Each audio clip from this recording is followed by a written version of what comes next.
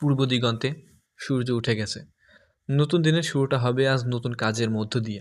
আমরা যারা গ্রামে বাস করি, তারা ইচ্ছা করলে বা পরিশ্রম করলে অনেক ভালো কিছু করতে পারি।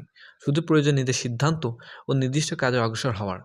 এই ঘরগুলোর পজিশন ঠিক করে কম খরচে কীভাবে গোয়ালঘর তৈরি করা যায়, সেটা আপনাদের সাথে শেয়ার করার চেষ্টা করব। এখানে ৪ টা আম গাছ, ১ টি বড়ই গাছ কেটে এই ঘরগুলোর জন্য জায়গা তৈরি করা হয়েছে। মিস্ত্রিরা তাদের কাজ করতেছে নির্দিষ্ট মাপ নিয়ে, যারা যেখানে ঘরগুলো বসাবে সেখানে জায়গা তৈরি করতেছে, আর আমরা আমাদের কাজ করতেছি। ঘরে যেসব জিনিসগুলো ছিল সেইগুলো আপনার ঘর থেকে বের করে নির্দিষ্ট একটা জায়গায় রেখে দিচ্ছি, আর মিস্ত্রিরা তাদের কাজ করতেছে। সবাই সবার কাজে সাহায্য করতেছে। মিস্ত্রিরা মিস্ত্রির কাজ করতেছে, পরিবারের যারা বাকি সদস্য তারা তাদের কাজ করতেছে, আমি মিস্ত্রির কাজে সাহায্য করতেছি। তো সব মিলায় আসলে সবাই সবার কাজে সাহায্য করতেছে। আর গোয়ালঘর সবসময় আমার মতে কম খরচে করা উচিত।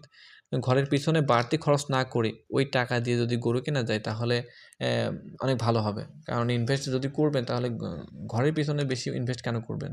ইনভেস্ট করবেন গরু কেনার পিছনে। তাহলে আপনি মুনাফা বেশি পাবেন। তো আমার মতে গরু গোয়াল ঘরে ইনভেস্ট না করে, বেশি ইনভেস্ট না করে আপনার গরু কেনার প্রতি বেশি ইনভেস্ট করা উচিত। তো আসলে আপনারা হয়তো ভাবতেছেন যে অন ক্যামেরায় আমি, তাহলে ক্যামেরার পিছনে কে আছে? তো আসলে ভিডিও করছে আমার বড় বোন। তার নাম হচ্ছে লতা পাতা। জ্ঞান না থাকলেও সবসময় জ্ঞান দিয়ে থাকে আরকি। ইনিশে। যাই হোক, এখানে যে কলা গাছটা দেখতেছেন, সেই কলাটা আসলে আপনারা দেখলে বুঝতে পারবেন যে কলার কাঠটা কত বড়, কলা গাছটা কত বড় হইছে। কিন্তু কিছু করার নাই। দুর্ভাগ্যবশত আসলে এই কলা গাছটা এখানে থাকবে না হয়তো। কেটে ফেলা হবে। আর এখানে যে কবুতরের ঘরটা দেখতেছেন, এটা আসলে খুব শখ করে বানাইছিলাম কবুতর পোষার জন্য। কিন্তু কোনো এক কারণে কবুতর পোষা হয় নাই। কবুতর পুষতে পারিনি। আর এখানে যে ঘরটা দেখতেছেন, এটাই আসলে গোয়াল ঘর।